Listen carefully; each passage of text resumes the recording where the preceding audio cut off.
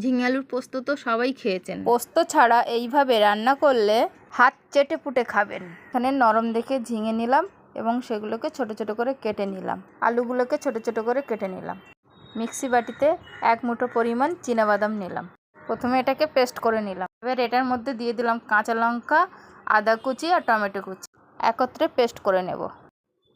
কড়াইতে তেল গরম হয়ে গেলে এর মধ্যে কেটে রাখা ছোট ছোট আলুগুলো লবণ দিয়ে হালকা করে ভেজে নিয়ে তার মধ্যে ঝিঙেগুলো অ্যাড করলাম।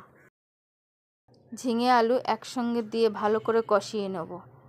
ঢাকা দিয়ে দিয়ে একটু একটু করে কষাতে থাকব।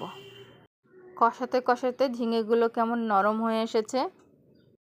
এবার এর মধ্যে দিয়ে দেবো স্বাদ মতো লবণ, 1 চামচ হলুদ গুঁড়ো। ভালো করে একসঙ্গে কষিয়ে নিয়ে আবারও ঢাকা দিলাম। 5 মিনিট পরে ফিরে এলাম। ঢাকাটাকে খুলে আবারও একটু নাড়াচাড়া করে নিলাম। ঝিঙে থেকে অনেকটা জল বেরিয়েছে, সেই জলেতেই আমার আলু সেদ্ধ হয়ে যাবে। এবার এর মধ্যে আগে থেকে বেটে রাখা মশলাটা দিয়ে আবারও কষিয়ে নিলাম। কষাতে কষাতে খুব সুন্দর হয়ে এসেছে। ফুটে উঠলে দিয়ে দেবো এর মধ্যে স্বাদ মতো চিনি।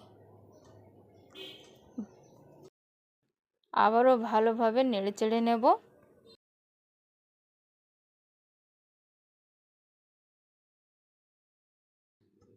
মিক্সি বাটি ধুয়ে জল দিলাম।